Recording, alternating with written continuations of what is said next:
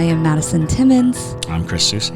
And we're paranormal specialists who live in the most haunted city on earth, Savannah, Georgia. Every day is Halloween in our line of work, so join us as we spin true tales of haunts, murders, and disturbing Savannah history.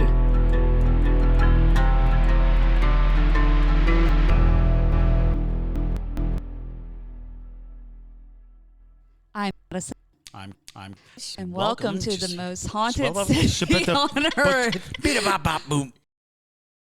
Hello, and welcome back to another episode of the most haunted city on earth. My name is Madison Timmons. I'm Chris Susie. And I'm Caitie Timmons. And today we are live streaming this episode as we are recording it for the Parajunkies and whatnot.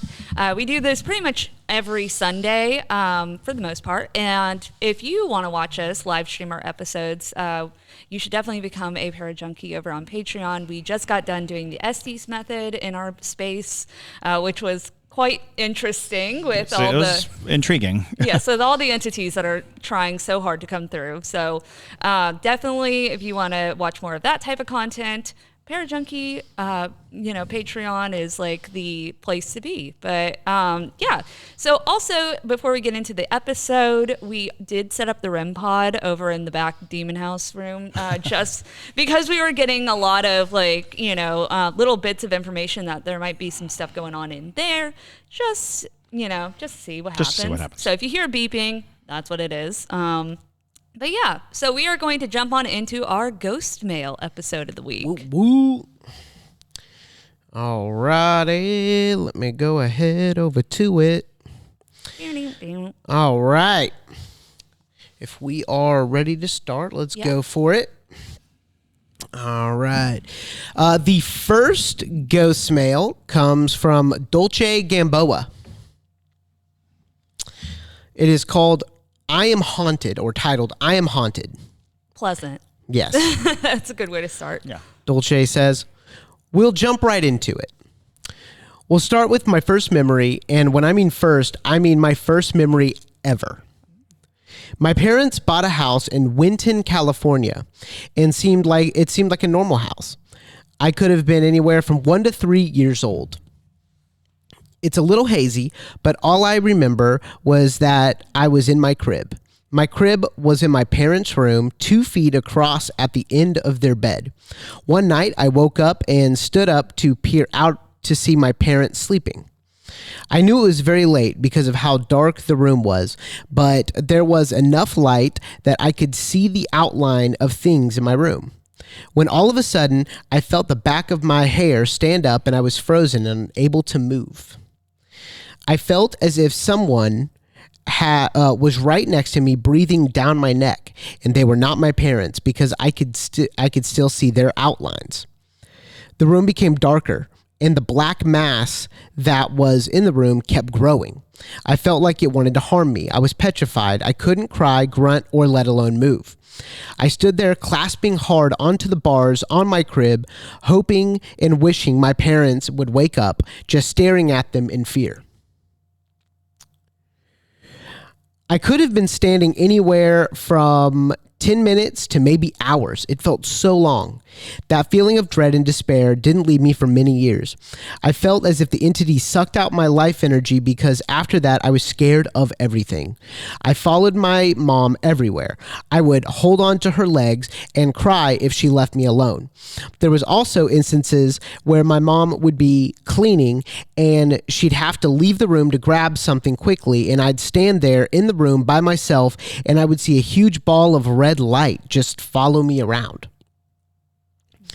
At one point, I got so used to it, I remember I started playing with it. You know, when you are walking in the hallway and someone is walking towards you and both of you are in each other's way and you move over and the other person does the same and you're just stuck there trying to get out of each other's way, like that. I thought it was a game. Thinking about it as an adult, I didn't realize that it could have been the same entity from that awful night.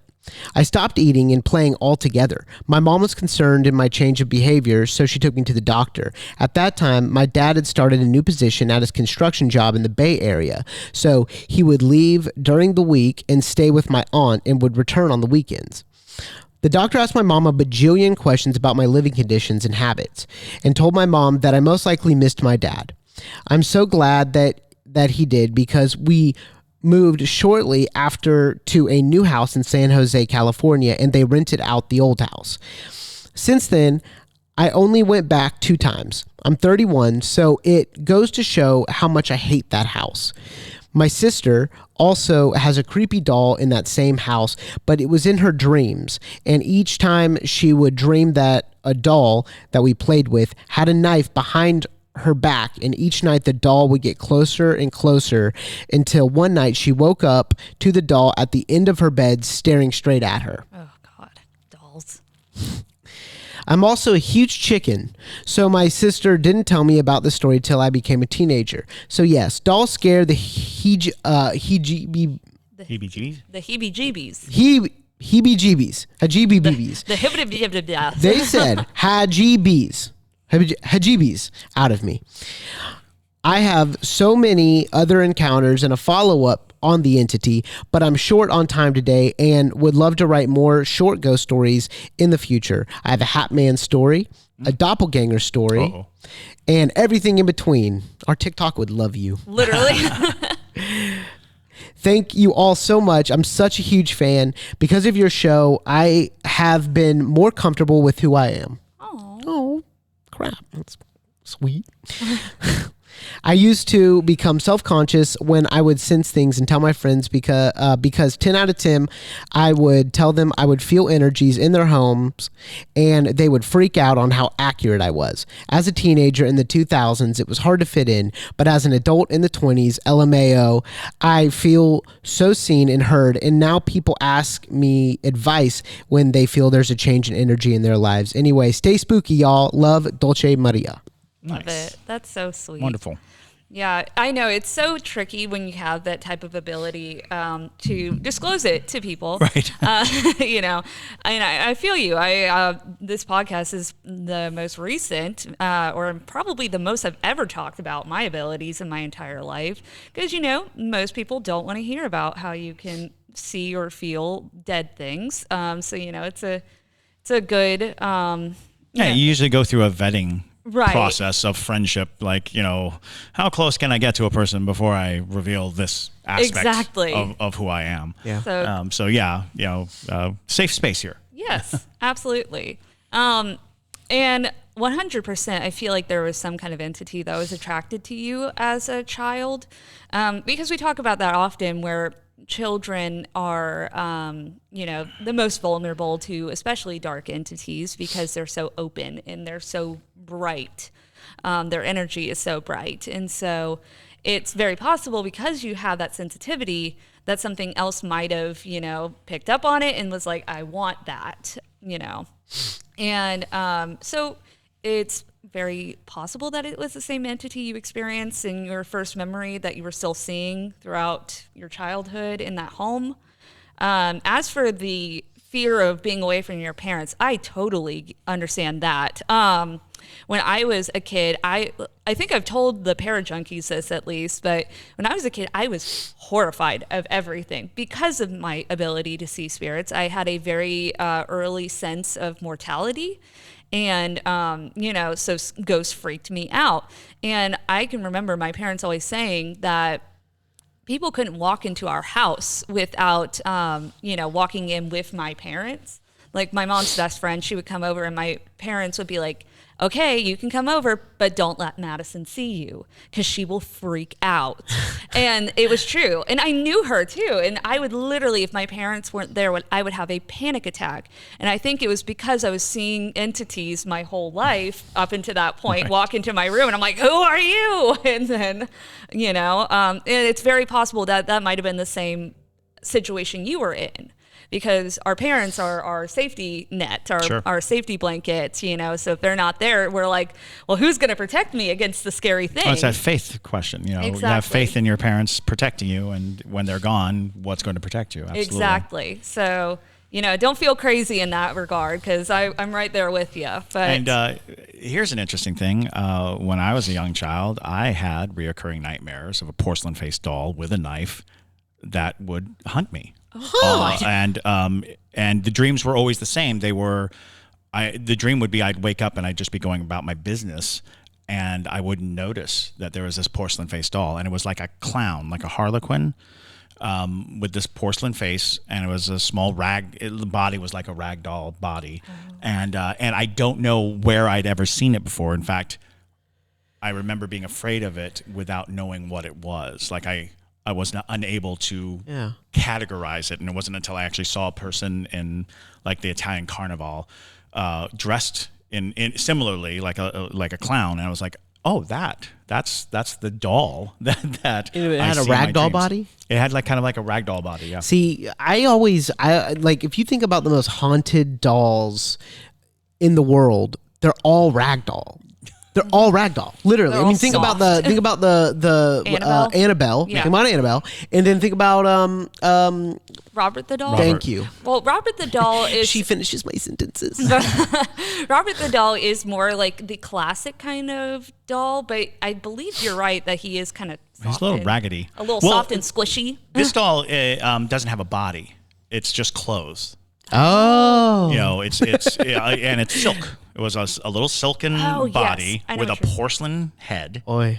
And I used to have that nightmare right up into my 20s. I would have nightmares occasionally of this little doll stabbing me to death. Yeah. Is that when you turn around in it here? When you turn around, is that what you? Yeah, what I imagine. What you imagine is right there. Coming up. Well, it it's weird because it kind of just became this sort of back burner thing, because I had no experience with the doll. Like it wasn't a doll that I could say, oh, I remember when I saw that in this house, or I remember seeing that, because wherever I first saw this doll or it entered into my subconscious, never solidified for me. So it was just something that my brain said, oh, isn't this scary? I was like, yes, you're right. Yeah. That was very scary. Absolutely. So I wonder what your siblings' doll looked like. Yeah, it's fascinating because I'm like, spooky doll with a knife. I'm there. I'm right there. I'm on it. Yes, dolls are just awful in general. Y'all know how I feel about that. Keep your haunted dolls away. That is fair. I checked in on one of Kalani's live streams just because every once in a while I like to, see how a pro does it. See what he's kissing? Yeah. And so and I checked it, and I swear he's so funny. In every single shot when he was doing, I think the Bell Mansion or something, there was a rocking chair and a doll in it in every shot. I'm like, what are you doing? You're such a goober. That could be I love it. That could be the house, though. Because I know. The Andrew Lowe house has that room full of dolls for no reason. Not because they were ever owned by any of the Lowe children, but because they're it's a kids. Fill it with dolls. Creepy dolls. My point is, I love how Kalani probably saw that doll and was like, oh, that's going in the shot. Yes, absolutely. That's cool, man. All righty, here we go. Moving on. Thank you, Dulce. All right, this one is from one of our writers, really, Ryan. Okay. Yep. All right, here we go. Grandma saying goodbye. Yes. Hey, Chris, Madison, and JT. I have plenty of ghost stories that I will for sure send in for y'all to read on the podcast. So this ghost story, again, was in Bakersfield, California, and was at my grandma and grandpa's house. Backstory is my grandma passed when I was 9 years old. She had cancer and decided she wanted to go home and pass at home instead of in the hospital. My cousins lived in the house next door. So about 2 weeks after she passed, my sisters and I went to my grandpa's house and was spending time there with my cousins. My sisters and cousins decided to go to my cousin's house next door, and I told them I'd be over in a minute because I needed to go to the bathroom. My grandma and grandpa had separate rooms, and my grandma's room was across the hall to the right of the bathroom. So I go to the bathroom, and when I open the door, I'm face to face with my grandma. She's standing in her doorway of her room, and I'm confused because I know she's passed away, but there she was standing right in front of me. She didn't say anything to me and didn't move, but I was scared because I didn't know she had passed. I did know she had passed, and she shouldn't have been there. I ran out of the house as quickly as I could. I haven't seen her like that again, but she does visit my dreams every now and again. A little extra story, my grandma had a dog named Lady, and her nails were so long that that they would click-clack on the tile floor. And after she passed, us kids would always hear her click-clacking through the kitchen, and it was only when the kids were in the house. I think she was watching over us. Thanks, y'all, for giving me a place to talk about all of this. I don't share most of the things I've been through ghost-wise because people look at me like I'm a nutcase. Y'all are awesome, and I just love listening to the podcast. Thanks, Ryan. Wonderful. Well, we say it all the time that, love is a much stronger connection than anything else. Most ghost stories are not bloody and scary and full of turmoil and horror. They're usually loved ones reaching out or loved ones being present for you and coming to you, oftentimes in dreams, checking in on you, making sure that everything's all right, because you have connection, because that is the most significant human interaction and relationship.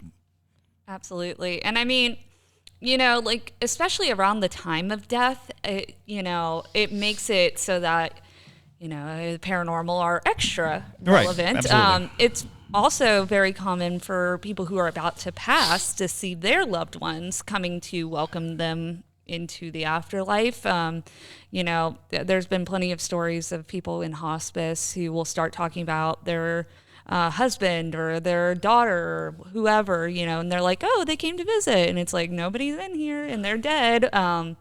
But because it was so close to the time of her passing, it could have very likely just been the moment of her kind of moving on, and you were just there to witness it.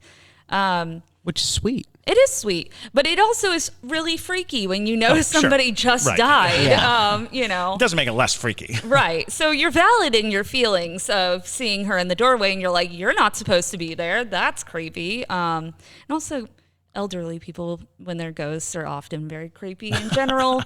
But it's more than likely just you were just happened to be present for that moment. Yeah. Cool. All right. Thank you, Ryan. So the next one actually comes from someone that you and I know, Madison, George Cassell. Oh, yeah. Okay. So George is he is our sound guy. He's one of our sound guys, and he does location sound. He's very talented. All right. This is titled "Something May Have Followed Us Home." Ooh. Mm-hmm. Hey guys, it's George, your friendly neighborhood sound guy. There you go. I just wanted to let y'all know about this encounter my wife and I had Friday morning, March 17th, 23. Whoa, this is recent. Okay. This might have been yesterday. That was yesterday. Yeah. I mean, that's when he sent it in. Yeah. When I got off work around 4:20-ish a.m. I get home while it is still dark out. That comes from working the graveyard shifts. Each morning when I get home, I grab a flashlight and take our dog for a little walk around the yard to go to the bathroom before we lock up for the night. I should mention we live on a farm with her grandparents on an older piece of land surrounded by trees. And they're in Texas now, right? Georgia. Georgia, okay. And we're literally the next sentence. We are located in a small town in Georgia called Cordele. Oh. Cordele. Is that how you say it? Cordele. Cordele? Yeah. Okay. I've never even heard of that, and I don't know. This must be a Southern thing. You just know how to say Cordele. Anyway, just off the top. All right. About 3 hours west of Savannah. Everything was normal, except my cat was going a little crazy, as they do, because my wife and I both stepped outside this time. While I was fixing my dog's food and water, he started acting a little weird and licking my leg gently. He has never done anything like that to me before. While I was dealing with him, my wife was standing by the door and heard something drop out of a tree, break a few tree branches, and kick some foliage around off in the distance. She said it then started walking towards our house. She didn't tell me any of this until she shoved me inside, slammed the door shut, and locked it. As I stepped out of the dog's area, As I stepped out of the dog's area, my hearing went silent, like I couldn't hear anything at all. The tarp I was standing next to was dead silent. My steps were quiet and everything. Truthfully, the silent part has happened to me many times since living out in the country here, but never as intense as this morning. My wife told me it happened to her a few times as well, the hearing loss part. Weird. Whoa, that's super weird. That's strange. Yeah. Wow. It's going to make it hard to be a sound guy. Sorry. Oh, God. No, seriously, that's oof. I should mention that I didn't hear the creature at all. And thinking about timing, as I lost my hearing, she heard the creature hit the ground. We think something followed us home last March when he went up to the mountains. When we went up to the mountains. We were staying in the middle of the Appalachian Mountains. Of course you were. I guess this is just our life being out here in the country. We love you guys. George and Dragon. P.S. If y'all have any questions about it, hit me up, and I may even be able to give y'all answers in real time of y'all's recording. Nice. There you go. Very cool. Yeah, no, that's freaky. It makes me worried for George. I know, right? Well, it's interesting because I don't know if you necessarily picked up something from Appalachia. You definitely could have. Certainly. But just because you're out in the country, it makes me feel like rural areas are going to Right. have more of the strange, entities that can't survive urban. Right. They're driven out by the constant electric light. They're driven out by the constant hubbub and movement, and the fact that you are in the dead of night walking around up and about. That makes you a target. Absolutely. Absolutely. Well, and it freaks me out a little bit for you. Just the fact that you're getting your hearing So yeah, I've heard that before because that is it's like a pressure change. It's like when your ears pop, at an elevation change. It's when entities of a certain nature come by, it changes the pressure all around the area, and it causes all kinds of disorientations like that.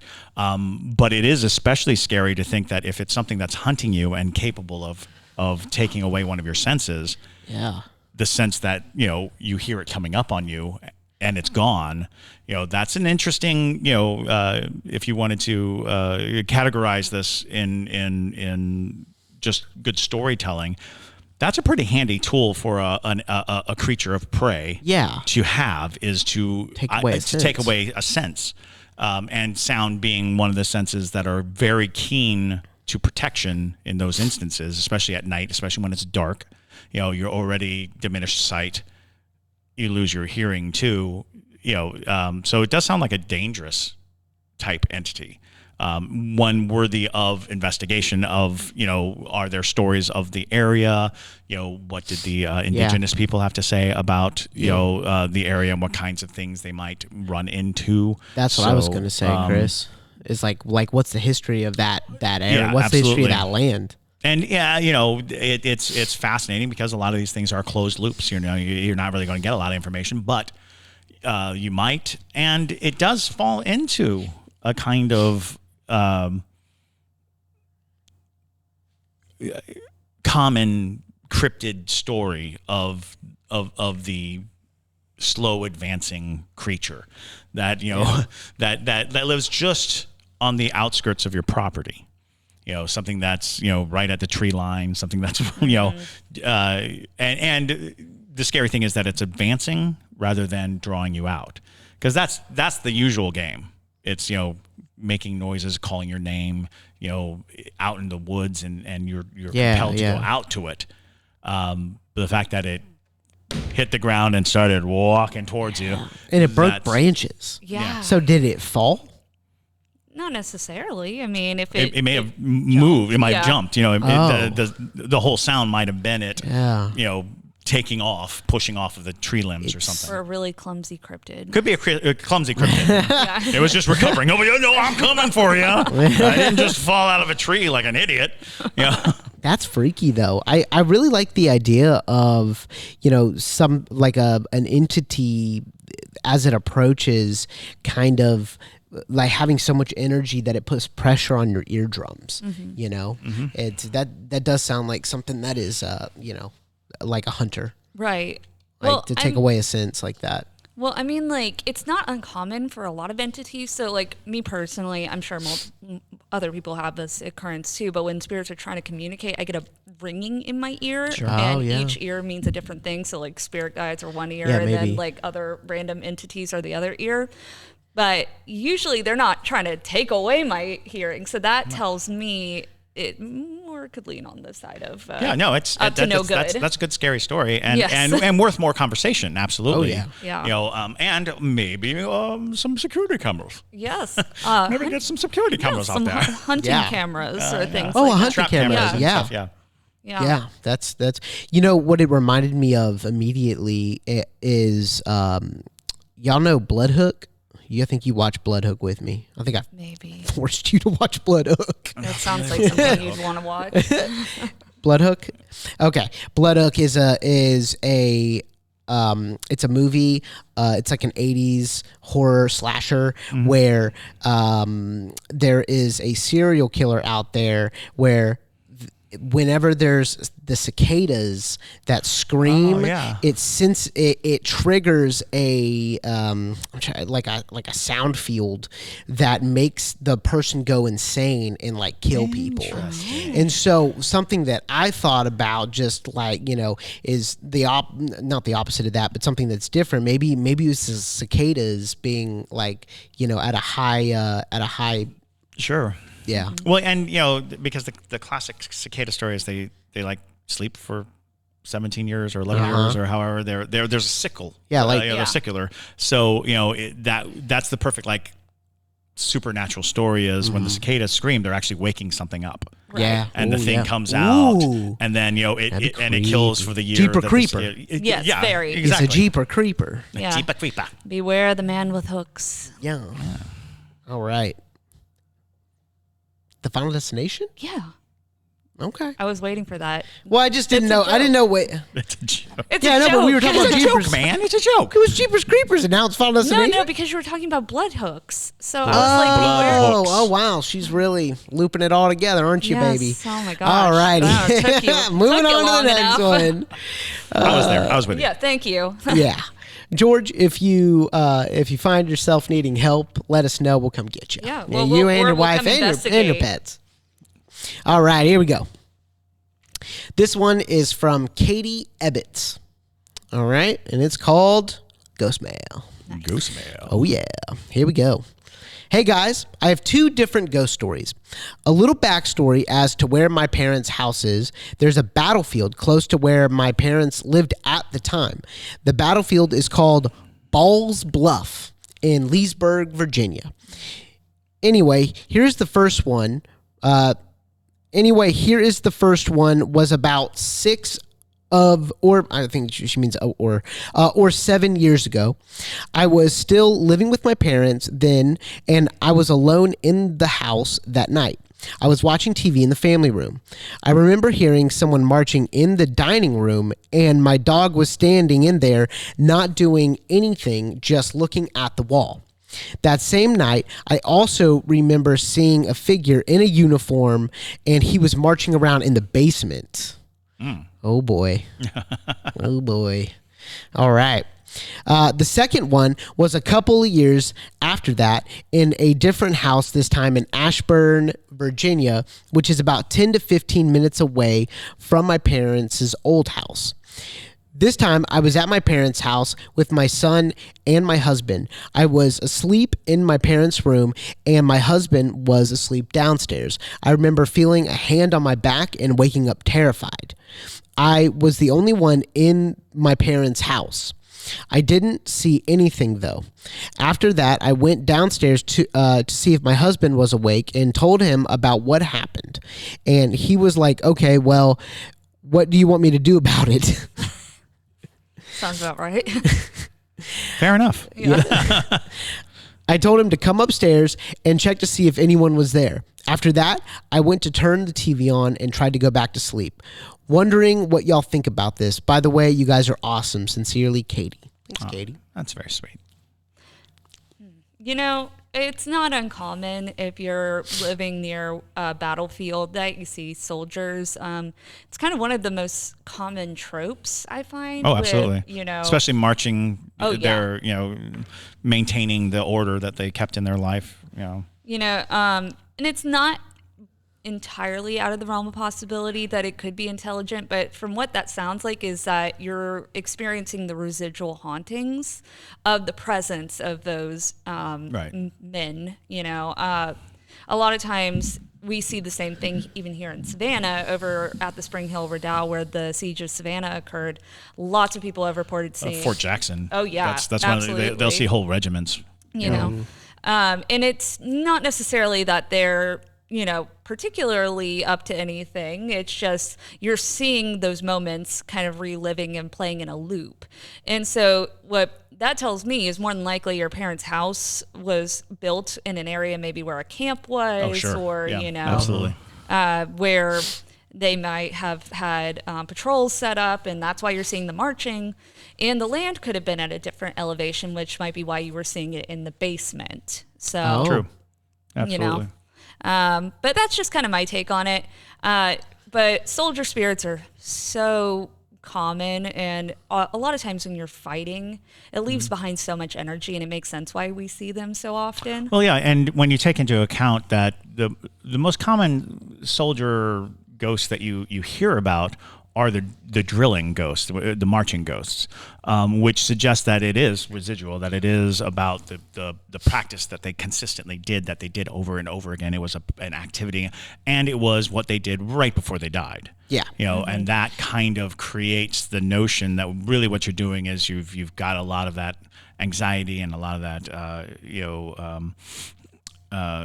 emotional content that's going on, and a lot of people would say that military dress and drills and things like that are to create an offset of the chaos of battle. Mm-hmm. The reason why they march in lines and rows and things like that gives an order to something that's going to be very chaotic.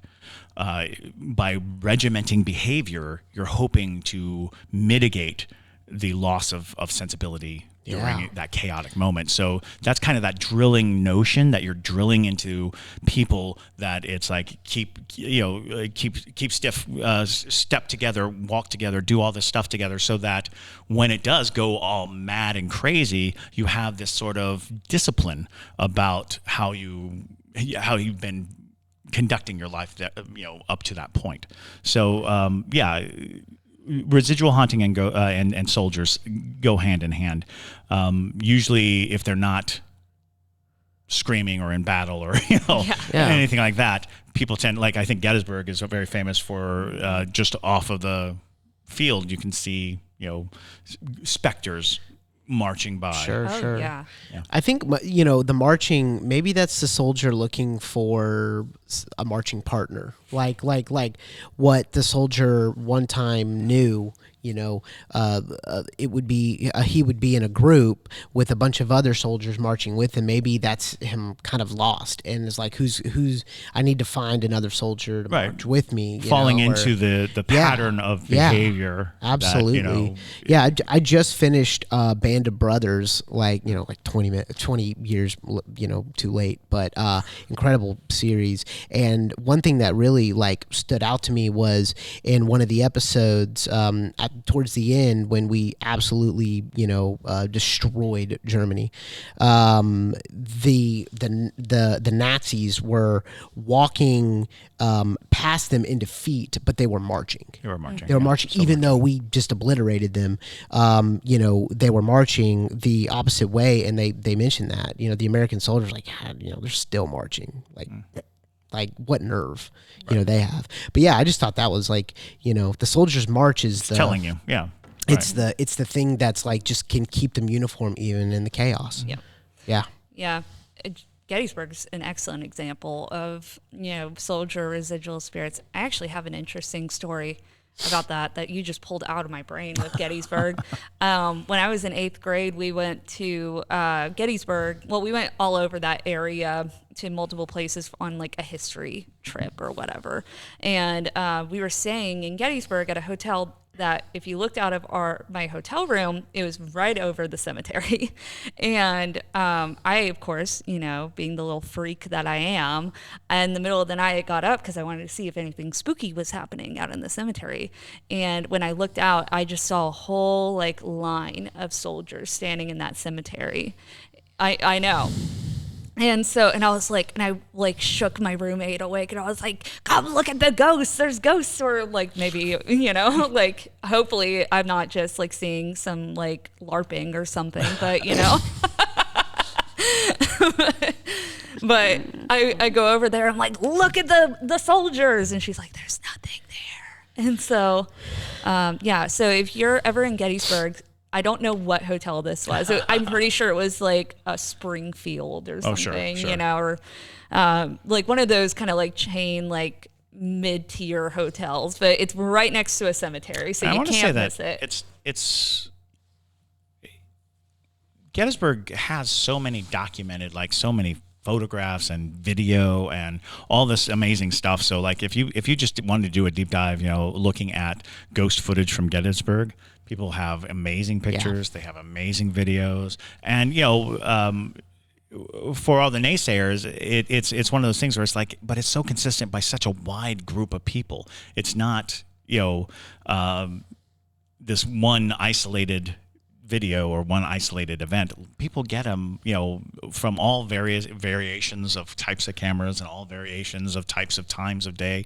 So I think Gettysburg is probably one of the more haunted locations and great for ghost hunters. Yes. Yeah. Gettysburg is one of the places that we have on our Patreon goals. Is Sure. I think if we hit 500 or 1,000 or something patrons, we either go to Gettysburg, we go to the Paris, The catacombs. the catacombs. Yeah. We go to Aoki-Gohara, and it's the parajunkies will decide. Become a parajunkie. Become a parajunkie. Become a parajunkie. And we want to go to Paris for the catacombs. Yes. The catacombs, not the flake Right. croissants. The catacombs. Not the wine and cheese. Yes. Catacombs. All right, here we go. This one comes from Crystal Smith. She sent in stuff before. You've got Ghostmail. You've got Ghostmail. You've got Ghostmail. All righty. Hello, Madison, Chris, and JT. I'm a new parajunkie. Welcome to the Parajunkie fam. Yay. And I want to start by saying how thankful I am to have found this podcast. The way Madison and Chris explain the paranormal feels so right and really resonates with my belief and experiences. Oh, wow. That's awesome. very sweet. What a compliment. I will be curious to hear your perspective on my story. I will start by saying I was raised with the paranormal. My family has a long history of strange occurrences, and I was always encouraged to be in tune with my emotions and feelings. As a child, I would read any spooky material I could find. I grew up in a city with one of the largest bookstores in the world, and I lived in the occult section. My father would indulge me with titles such as Develop Your Psychic Skill and The Handbook of Parapsychology. I really leaned into my sensitivities until I was in my early 20s. I can't pinpoint exactly when or why it happened, but around that time, I subconsciously put up some very heavy shields, and I felt I lost most of my innate abilities. I think my environment was so toxic and volatile, I just shut that whole side of me down. However, about 8 years ago, I had a family member go missing. Which is a pain that cannot be described. When you are searching for a missing person, you have to open yourself. You have to open yourself in almost every conceivable way. I believe that her loss stripped me of my shields and armor and left me raw and exposed. This is when things started happening. My family moved into our current home in 2010. It was a new home that was built on some old berry farms, so the house itself had no history prior to our family. I never had any weird feelings or experiences in that home until around the time my family member went missing. It started out with a slightly nervous feeling that I would walk past my bedroom door. It felt like if you looked inside, someone would be there. At first, I thought it was just me, so I never mentioned this to anyone. But I started to notice my son would hesitate when walking past my door. I would see him stop and look inside, almost like he was waiting for someone to turn their back before darting into his room. My son is an incredibly old soul and very sensitive. I have no doubt he and I were both picking up on the same vibe.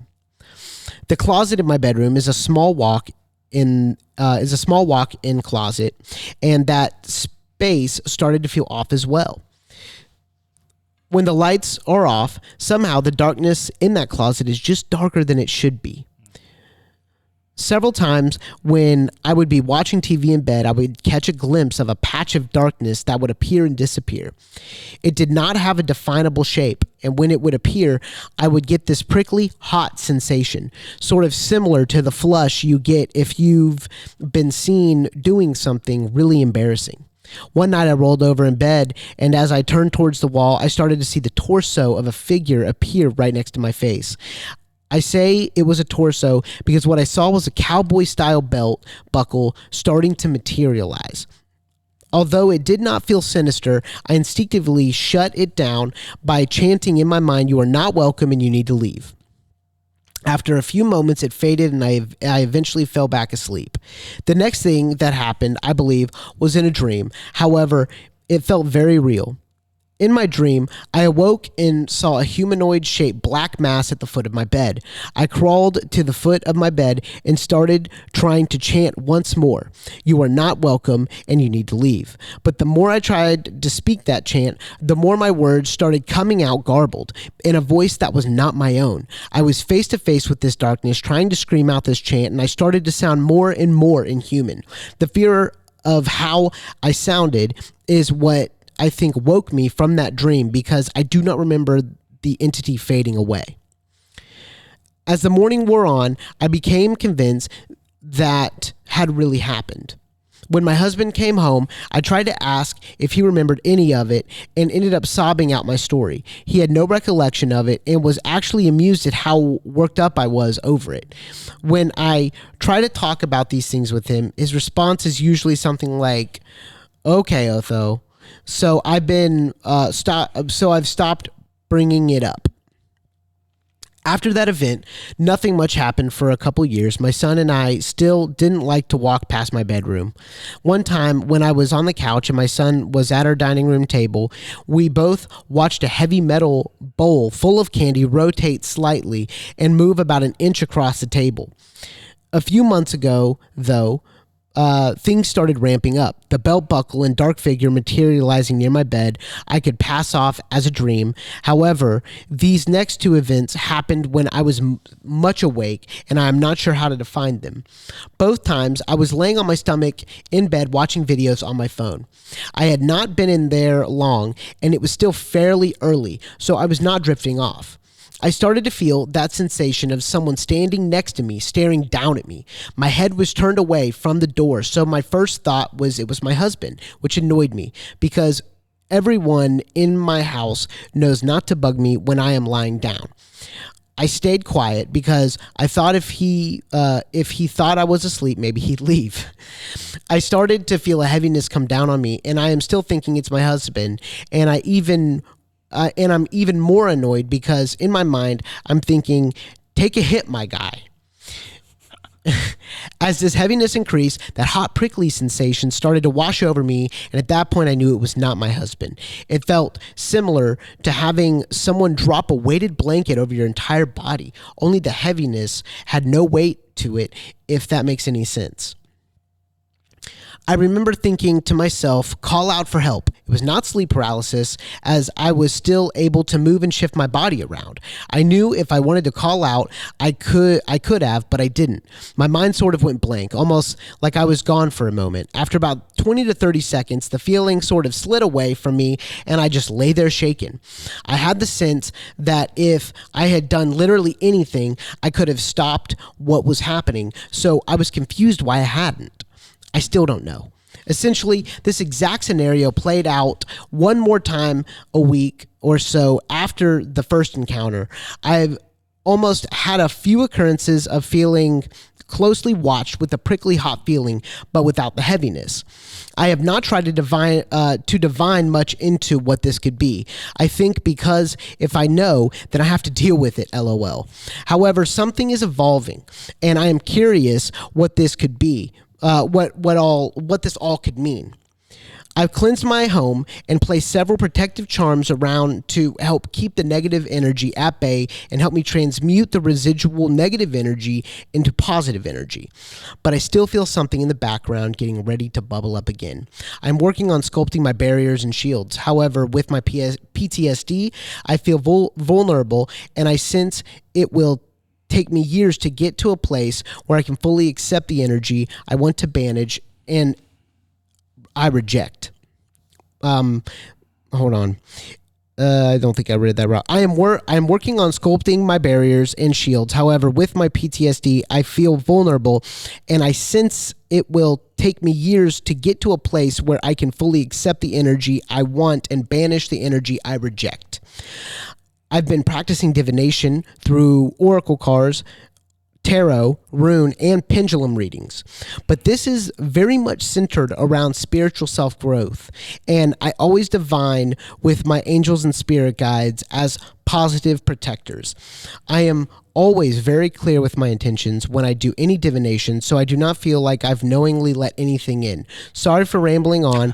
I had more to get off my chest than I realized. Thank you guys for all you do. You've helped me start to come to terms with my paranormal reality. Stay spooky, y'all. Crystal. Oh, goodness. Yeah, that's a lot going on for sure. Absolutely. I mean, I didn't really take it as something that you could have possibly let in necessarily. I definitely took it as more of maybe an entity of the land of some sort. Because I know you said that your family, it was... There's no like history to the house or whatever because of it being originally like berry farms. Right. But that doesn't mean that there wasn't something at some point on that land or, somebody who worked that land. Yeah, I think the significance of you seeing a belt buckle, right? Because that suggests, and it's weird because what that gives me is it's the kind of thing that a witness to a crime would probably note. Something identifiable but not concrete, something that you're like, oh, this is coming to fruition because a belt buckle is not a physical attribute of a being. It's an accessory. So that suggests that what you're dealing with is someone very specific who happens to have dominion of space, a purpose for being wherever it is. And that brings about a whole different level of it's a head-to-head thing at that point. You can, of course, guard and mirror and all these things, but without knowing that entity's motivations, abilities, or purpose, it's very hard to guard against it because they are situated in the place that they feel they belong. And it is almost impossible to pry a spirit away from where they believe they belong without some counter, without some knowledge of who they are, some way to actually divine their direction away from you. So you can protect yourself, absolutely, but that explains why there's this sensation of it being at bay. We've talked about this before. Like, we've seen a lot of exorcisms where what's happening in the exorcism is you are basically threatening and creating a barrier for a spirit, but it's not getting rid of the spirit. The spirit is merely being on its best behavior because it doesn't know its limits or what can happen, but it believes, the priest, it believes your purpose, it believes you, but it will always be testing your wards and your practices and your protections. No, it sounds like you have a very specific entity, probably a person who must have been damaging in their existence, given the sensations you get from them. So yeah, I would suggest trying to get an answer about who this might be, what they might be after, and what you can do specifically to engage this kind of entity and spirit. Also, kudos to your husband for an Otho reference from Beetlejuice. I'm guessing it's like, oh, well, that's a deep cut there. But know that a lot of people cannot extend their tolerance for the paranormal beyond what they can accept, and that's going to be a hardship. Wherever you go or however you go. The idea too is that you went through a period of time where you had capped your sensitivity, where you had somehow blocked your sensitivity. That doesn't mean that other entities weren't still gathering around you. Just because you weren't noticing them, they very well could have been noticing you. And then when the blockage went away, you might have had this big surplus of energy around you, which gives entities like the one that you're experiencing food, the ability to bother you because you've got full batteries. Right. and that full battery charge is very enticing and tempting to a spirit. So keep us posted, absolutely, and keep the ghost mail coming in. Yes, absolutely. Yeah, it definitely concerned me that you were saying that you were going through this very deep point in your life with your family member missing and all that, and suddenly, when you were made vulnerable, this entity started poking through. Right. Because that sounds like an entity that is almost preying on your vulnerability. Because I don't get a good vibe from it. No. And whoever it was, because it's not a good story. Right. I feel like it definitely was a person at one point, but it's definitely leaning in that side of like losing its humanity. Yeah, and we've talked about that a lot. Is that the capacity for a human spirit to do great damage after death comes from that loss of empathy, sympathy. It's only existing in a singular dimension, and that dimension is want. What does it want? And for good or for ill, it can do damage. Right. But thank you guys so much for sending in your ghost mail. And if you have a ghost story that you would like to share with us, you can send it to ghostmail@hauntedcitypodcast.com. And also, we are going to be doing Q&As again. So if you have a question you would like to ask us, utilize that Q&A button on TikTok. And that is where I'm going to be finding and pulling all the questions from. So definitely submit it over there. But with that being said, my name is Madison Timmons. I'm Chris Susi. And stay spooky, y'all.